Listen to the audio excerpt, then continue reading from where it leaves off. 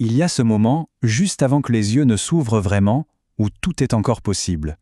Pour certains, se réveiller, c'est une sensation de lourdeur, le sentiment que la journée qui arrive sera une épreuve à surmonter.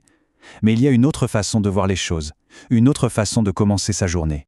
Oui, il y a des matins où l'esprit s'allume bien avant le lever du soleil. Dans ces moments-là, sortir du lit n'est pas une corvée, c'est un élan.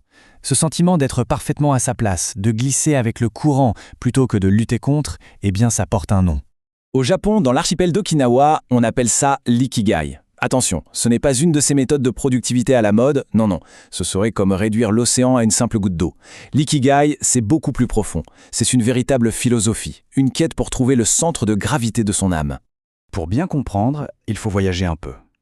Partons ensemble pour le village d'Ogimi, sur l'île d'Okinawa. Les scientifiques ont donné un nom à cet endroit, une zone bleue. C'est un de ces rares sanctuaires sur Terre où les gens vivent non seulement plus longtemps, mais aussi plus heureux. Et cette citation, elle révèle quelque chose de fascinant sur leur vision du monde. L'idée de tout arrêter, de prendre sa retraite pour attendre la fin, eh bien c'est un concept qui leur est totalement étranger. Pour un habitant d'Okinawa, s'arrêter de faire, c'est un peu comme mourir à petit feu. Le secret de ce village n'a rien de magique ni de technologique. C'est simplement une philosophie de l'action. Imaginez une femme de plus de 100 ans. Chaque matin, son premier geste est d'aller dans son petit jardin. Son ikigai, sa raison de se lever, c'est là, voir si les bourgeons de ses légumes ont éclos pendant la nuit. La longévité, finalement, n'est pas un objectif, c'est juste la conséquence d'une vie qui a du sens. Alors, comment trouver son propre ikigai? Le voyage commence à l'intérieur de soi. Il s'agit d'explorer 4 grands territoires, et les 2 premiers sont les plus intimes. Ils concernent notre propre paysage intérieur. Le premier cercle, le plus sacré, c'est celui de la passion, c'est la flamme. Le désir, le carburant qui fait battre le cœur un peu plus vite. C'est vraiment la source de l'énergie brute, l'élan de départ. Le deuxième cercle, c'est celui du talent, le savoir-faire, le geste sûr. C'est le moteur qui va transformer cette énergie brute en un mouvement efficace, presque gracieux. Et pour ceux qui se disent « je n'ai pas de don », il faut se rappeler qu'un talent, bien souvent, ce n'est rien d'autre qu'une passion qui a eu la patience d'apprendre. Les maîtres artisans japonais parlent de l'esprit du shokunin. Pour l'artisan, chaque répétition du même geste n'est pas une corvée, c'est une nouvelle chance de frôler l'excellence. Il ne s'agit pas d'être meilleur que le voisin, non. C'est une conversation intime entre la main, l'outil et la matière. C'est la joie pure du travail bien fait. Et ça mène à un état assez incroyable que les psychologues appellent le flow. C'est ce moment magique où la difficulté de la tâche est en parfait équilibre avec notre compétence. Le temps s'arrête. On ne fait plus l'action, on devient l'action. Bon, après avoir exploré nos jardins intérieurs, il est temps d'ouvrir les fenêtres et de regarder dehors. Parce que l'ikigai, ce n'est pas qu'une quête solitaire, c'est aussi trouver sa place parmi les autres. On passe maintenant aux 2 territoires qui nous connectent au monde. Une passion qui ne sert à personne, ça reste un trésor enfermé dans un coffre. Le monde a besoin de choses. Il a besoin de guérisseurs, de conteurs, de bâtisseurs. Se sentir utile, ce n'est pas de la vanité. C'est un besoin humain fondamental. C'est la preuve qu'on fait partie de la tribu. Et puis, il faut bien aborder la question de la rétribution. C'est le côté pratique, mais essentiel. L'argent, ici, n'est pas une fin en soi. C'est l'énergie qui permet au feu de continuer à brûler. Être payé pour ce qu'on fait, c'est une façon pour le monde de nous donner l'énergie nécessaire pour continuer demain. C'est une question de durabilité.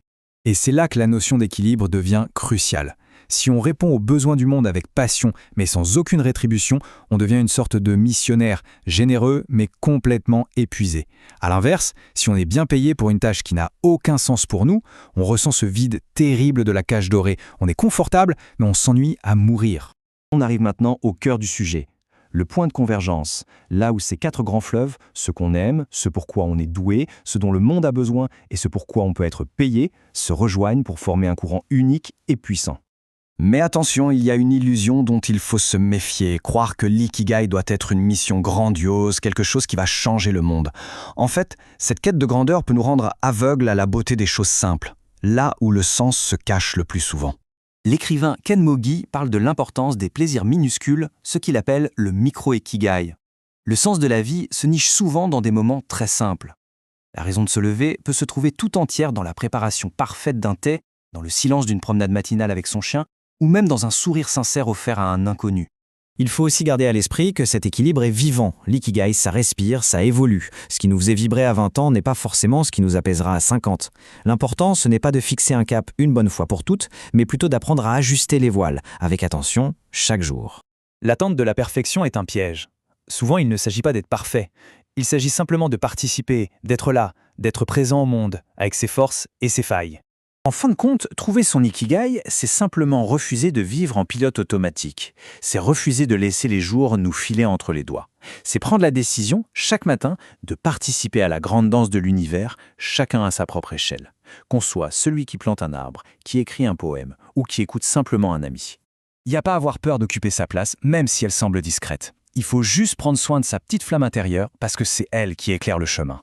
Alors la vraie question demeure, comme une boussole qui pointe toujours vers le nord, quelle est notre raison de nous lever chaque matin ?